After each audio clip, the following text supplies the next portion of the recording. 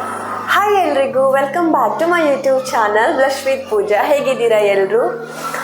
ಇವತ್ತಿನ ವಿಡಿಯೋದಲ್ಲಿ ನಾನು ನಿಮ್ಮ ಜೊತೆ ಶೇರ್ ಮಾಡ್ತಾ ಇರುವಂಥದ್ದು ಕೆಲವೊಂದು ಸಿಂಪಲ್ ಆಗಿರೋ ಟಿಪ್ಸ್. ನಮ್ಮ ಕೂದಲನ್ನ ಹೇಗೆ ಹೆಲ್ತಿಯಾಗಿ ಕಾಪಾಡ್ಕೋಬೇಕು ಅಂದರೆ ನಮ್ಮ ಕೂದಲು ತುಂಬ ಶೈನ್ ಆಗಿ, ತುಂಬ ಸ್ಟ್ರೈಟ್ ಆಗಿ, ಶೈನ್ ಆಗಿ, ಹಾಗೆ ಸಾಫ್ಟ್ ಆಗಿ, ಬೌನ್ಸಿ ಆಗಿ ಕಾಣಬೇಕು, ಹಾಗೆ ನಮ್ಮ ಕೂದಲು ತುಂಬ ಹೆಲ್ತಿ ಆಗಿರಬೇಕು ಅನ್ನೋದಾದರೆ ನಾವು ಕೆಲವೊಂದು ಟಿಪ್ಸನ್ನು ಫಾಲೋ ಮಾಡಬೇಕಾಗತ್ತೆ. ಆ ಟಿಪ್ಸು ಏನಂತ ನಾನು ಇವತ್ತು ನಿಮಗೆ ಈ ವಿಡಿಯೋದಲ್ಲಿ ಕಂಪ್ಲೀಟ್ ಆಗಿ ತಿಳಿಸಿಕೊಡ್ತೇನೆ. ವಿಡಿಯೋನ ಎಂಡ್ ತನಕ ನೋಡಿ, ಸ್ಕಿಪ್ ಮಾಡಿದೆ.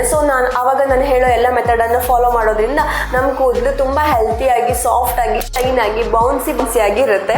ಯಾರಾದರೂ ಫಸ್ಟ್ ಟೈಮ್ ನನ್ನ ವಿಡಿಯೋಸ್ನ ನೋಡ್ತಾ ಇದ್ರೆ ಚಾನಲ್ನ ಸಬ್ಸ್ಕ್ರೈಬ್ ಮಾಡ್ಕೊಳ್ಳಿ, ಹಾಗೆ ಪಕ್ಕದಲ್ಲಿರೋ ಬೆಲ್ ಬಟನ್ ಕ್ಲಿಕ್ ಮಾಡಿ. ಆವಾಗ ನಾನು ಯಾವುದೇ ಹೊಸ ವಿಡಿಯೋಸ್ನ ಅಪ್ಲೋಡ್ ಮಾಡಿದ್ರು ಸಹ ನಿಮಗೆ ಫಸ್ಟ್ ನೋಟಿಫಿಕೇಶನ್ ಬರುತ್ತೆ, ನೀವು ಆವಾಗಲೇ ಆ ವಿಡಿಯೋನ ನೋಡ್ಬೋದು.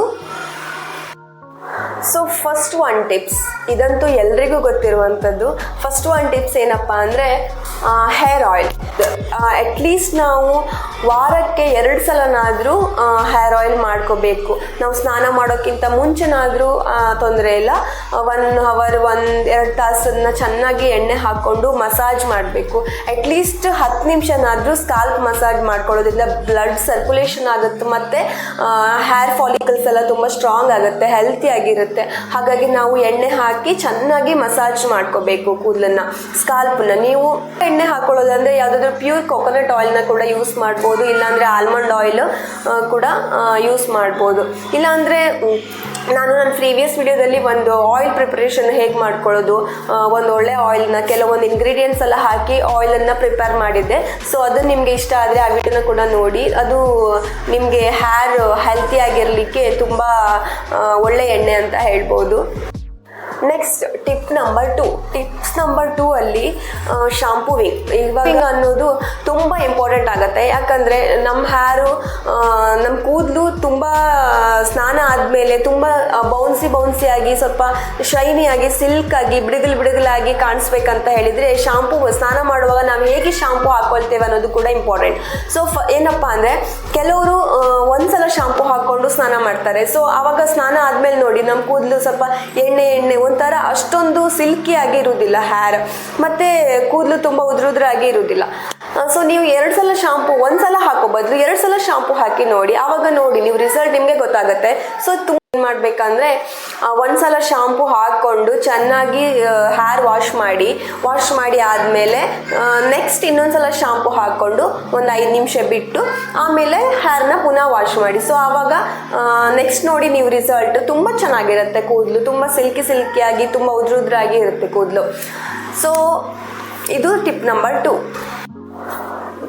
ನೆಕ್ಸ್ಟ್ ಬಾಚಣಿಗೆ ಬಗ್ಗೆ ಮಾತಾಡಬೇಕಂತ ಹೇಳಿದರೆ, ಬಾಚಣಿಗೆ ಇವಾಗ ಪ್ಲಾಸ್ಟಿಕ್ ಬಾಚಣಿಗೆ ಯೂಸ್ ಮಾಡ್ತಾ ಇದ್ರೆ ನೀವು ಅದನ್ನು ಯೂಸ್ ಮಾಡಬೇಡಿ. ಅದ್ರ ಬದಲಿಗೆ ನೀವು ವುಡನ್ ಕೋಂಬ್ ಏನು ಸಿಗುತ್ತೆ, ನೀಮಿದು ವುಡನ್ ಕೋಂಬ್ ಆನ್ಲೈನಲ್ಲೆಲ್ಲ ಕಡೆ ಸಿಗುತ್ತೆ.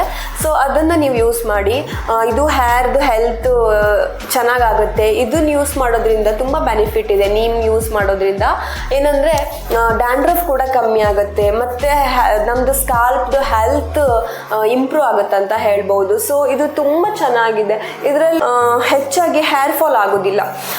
ಬೇಕಾದರೆ ನಾನು ಇದರ ಲಿಂಕನ್ನು ಡಿಸ್ಕ್ರಿಪ್ಷನಲ್ಲಿ ಹಾಕಿರ್ತೇನೆ, ಚೆಕ್ ಮಾಡಿ ಅದ್ರ ಥ್ರೂ ಹೋಗಿ ನೀವು ಇದನ್ನು ತಗೊಳ್ಬಹುದು.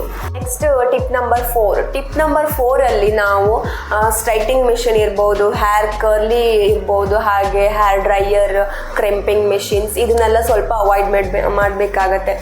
ಇದು ನಮ್ಮ ಕೂದಲನ್ನ ತುಂಬ ಡ್ಯಾಮೇಜ್ ಮಾಡೋದು. ಸ್ಟ್ರೈಟಿಂಗ್ ಇರ್ಬೋದು, ಕರ್ಲಿ, ಕ್ರಿಂಪಿಂಗ್, ಹಾಗೆ ಹೇರ್ ಡ್ರೈಯರ್ ಎಲ್ಲ ಸಹ. ಇದನ್ನು ಸ್ವಲ್ಪ ಅವಾಯ್ಡ್ ಮಾಡೋದ್ರಿಂದ ಆ ಕೂದಲು ಚೆನ್ನಾಗಿ ಕಾಪಾಡ್ಕೋಬಹುದು. ಇವಾಗ ನಾವು ಕೂಡ ಯೂಸ್ ಮಾಡ್ತೇವೆ, ಏನಾದರೂ ಫಂಕ್ಷನ್ ಇದ್ದರೆ, ಹಾಗೆ ಎಮರ್ಜೆನ್ಸಿ ಟೈಮಲ್ಲಿ ಮಾತ್ರ. ರೆಗ್ಯುಲರ್ ಆಗಿ ಇದನ್ನು ಯೂಸ್ ಮಾಡೋದು ಅಷ್ಟು ಒಳ್ಳೆಯದಲ್ಲ, ಇದು ನಮ್ಮ ಕೂದಲನ್ನ ತುಂಬ ಡ್ಯಾಮೇಜ್ ಮಾಡುತ್ತೆ. ನೆಕ್ಸ್ಟು ಟಿಪ್ ನಂಬರ್ 5 ಅಲ್ಲಿ ಹೇಳಬೇಕಂದ್ರೆ ತುಂಬ ಚೆನ್ನಾಗಿ ನೀರು ಕುಡಿಯೋದು. ಯೂಶ್ವಲಿ ನಾವು ಹೇಳಬೇಕಂದ್ರೆ ಅಟ್ಲೀಸ್ಟ್ 2.5-3 ಲೀಟರ್ ಆದರೂ ನೀರು ಡೈಲಿ ಕುಡಿಯೋದ್ರಿಂದ ನಮ್ಮ ಕೂದಲು, ಅದಕ್ಕೆ ತುಂಬ ನೀರಿನ ಅಂಶ ಸಿಗೋದ್ರಿಂದ ಸ್ವಲ್ಪ ಮಾಯ್ಶ್ಚರ್ ಆಗಿರುತ್ತೆ, ಕೂದಲು ತುಂಬ ಚೆನ್ನಾಗಾಗತ್ತೆ. ಇದು ಕೂದಲಿಗೆ ನೀರು ತುಂಬ ಇಂಪಾರ್ಟೆಂಟ್. ಹಾಗಾಗಿ ನೀರು ಕುಡಿಯೋದ್ರಿಂದ ಸಹ ನಮ್ಮ ಕೂದಲು ಚೆನ್ನಾಗಾಗತ್ತೆ. ನೆಕ್ಸ್ಟ್ ಟಿಪ್ ನಂಬರ್ 6 ಅಲ್ಲಿ ಹೇಳಬೇಕಂದ್ರೆ hair serum. Hair serum use ಮಾಡೋದು ಕೂಡ ಹೇರಿಗೆ ತುಂಬ ಇಂಪಾರ್ಟೆಂಟ್. ಏನಪ್ಪ ಅಂದರೆ ನಾವು ಸ್ನಾನ ಆದಮೇಲೆ ಹೇರ್ ಸ್ವಲ್ಪ ವೆಟ್ ಇರುವಾಗಲೇ ಯಾವುದಾದ್ರೂ ಒಂದು ಒಳ್ಳೆ ಸೀರಮನ್ನು ಅಪ್ಲೈ ಮಾಡ್ಕೊಳ್ಳೋದ್ರಿಂದ ಸ್ಪ್ಲಿಟ್ ಎಂಡ್ ಕಮ್ಮಿ ಆಗುತ್ತೆ, ಹಾಗೆ ಹೇರ್ ಫ್ರೀಸಿ ಆಗೋದು ಸಹ ಕಡಿಮೆ ಆಗುತ್ತೆ, ಹೇರ್ ತುಂಬ ಬೌನ್ಸಿಯಾಗಿ ಶೈನಿಯಾಗಿ ಸಹ ಇರುತ್ತೆ. ಸೊ ಹೇರ್ ಸೀರಮ್ ತುಂಬ ಇಂಪಾರ್ಟೆಂಟ್. ಸೊ ಹೇರ್ ಸೀರಮ್ ಯಾವುದಾದ್ರೂ ನಿಮಗೆ ಬೇಕಾಗಿದೆ, ನಾನು ಕೆಲವೊಂದು ಹೇರ್ ಸೀರಮ್ನ ಡಿಸ್ಕ್ರಿಪ್ಷನ್ ಬಾಕ್ಸಲ್ಲಿ ಹಾಕಿರ್ತೇನೆ. ಟಿಪ್ ನಂಬರ್ 7 ನಾನು ನಿಮ್ಮ ಜೊತೆ ಹೇಳೋದಂದರೆ, ನೀವು ಯಾವಾಗಲೂ ಸ್ನಾನ ಆದಮೇಲೆ ಹೇರನ್ನು ಡ್ರೈ ಮಾಡ್ಕೊಳ್ಳೋದು ಅದು ತುಂಬ ಇಂಪಾರ್ಟೆಂಟ್. ಹೇರ್ ಡ್ರೈ ಮಾಡ್ಕೊಳ್ಳುವಾಗ ತುಂಬ ಹೇರ್ ಫಾಲ್ ಆಗುತ್ತೆ. ಸೊ ಹಾಗಾಗಿ ನಾವು ಯಾವಾಗಲೂ ಯಾವುದಾದ್ರೂ ನಮ್ಮದೇ ಹಳೆ ಕಾಟನ್ ಟೀ ಶರ್ಟ್ ಇದ್ದರೆ ಅದನ್ನು ಕೂಡ ಯೂಸ್ ಮಾಡ್ಬೋದು. ನಾನು ಕೂಡ ಯಾವಾಗಲೂ ಕಾಟನ್ ಟೀ ಶರ್ಟನ್ನೇ ಪ್ರಿಫರ್ ಮಾಡ್ತೇನೆ ಹೇರ್ ಡ್ರೈ ಮಾಡ್ಕೊಳ್ಳಿಕ್ಕೆ. ಅದು ಬಿಟ್ಟರೆ ನೀವು ಮೈಕ್ರೋಫೈಬರ್ ಟುವೆಲ್ ಕೂಡ ಯೂಸ್ ಮಾಡಿ, ಅದರಲ್ಲೂ ಸಹ ಹೇರ್ ಅಷ್ಟೊಂದು ಹೇರ್ ಫಾಲ್ ಆಗೋದಿಲ್ಲ ಹೇರ್ ಇದು ಮಾಡುವಾಗ. ಸೊ ಕೆಲವರು ಪಟ ಅಂತ ಬಡ್ಕೊಳ್ತೀರ ಹೀಗೆ ಹೇರನ್ನು ಡ್ರೈ ಮಾಡುವಾಗ ಟುವೆಲ್ ತಗೊಂಡು. ಸೊ ಆವಾಗ ತುಂಬ ಹೇರ್ ಅದು ಬುಡದಿಂದನೇ ಕಟಾಗಿ ಬರುತ್ತೆ. ಸೊ ಹಾಗಾಗಿ ಆ ಥರ ಎಲ್ಲ ಮಾಡ್ಲಿಕ್ಕೆ ಹೋಗಬೇಡಿ. ಸುಮ್ಮನೆ ಹೇರನ್ನು ನ್ಯಾಚುರಲ್ ಆಗಿ ಗಾಳಿಗೆ ಒಣಿಲಿಕ್ಕೆ ಬಿಡಿ. ಜಸ್ಟ್ ಹೀಗೆ ಟ್ಯಾಪ್ ಮಾಡಿಕೊಂಡು ಇದು ಮಾಡ್ಬೋದು. ಅದನ್ನು ಬಿಟ್ಟು ಪಟ ಅಂತ ಬಡ್ಕೊಂಡ್ರೆ ಹೇರ್ ಅಷ್ಟು ಕಿತ್ತು ಬರುತ್ತೆ. ಸೊ ಇದನ್ನು ಕೂಡ ಫಾಲೋ ಮಾಡ್ಬೋದು ನೀವು. ಟೀ ಶರ್ಟ್ ಅಥವಾ ಸಾಫ್ಟ್ ಆಗಿರುವ ಕಾಟನ್ ಟೀ ಶರ್ಟ್, ಅದು ಬಿಟ್ಟರೆ ಮೈಕ್ರೋಫೈಬರ್ ಟವಲ್ನ ಯೂಸ್ ಮಾಡಿ ಸಹ ನಾವು ಹೇರನ್ನು ಡ್ರೈ ಮಾಡ್ಕೋಬಹುದು. ಅದನ್ನ ನಿಮ್ಗೆ ಬೇಕಾದ್ರೆ ಆ ಹೇರ್ ಸೀರಮ್ನ ನೀವು ತಗೊಂಡು ಯೂಸ್ ಮಾಡ್ಬೋದು. Next tip number 9. So next ಏನಂದರೆ ಹೇರನ್ನು ಡೀಪ್ ಕಂಡೀಷ್ನರ್ ಮಾಡ್ಕೊಳ್ಳೋದು.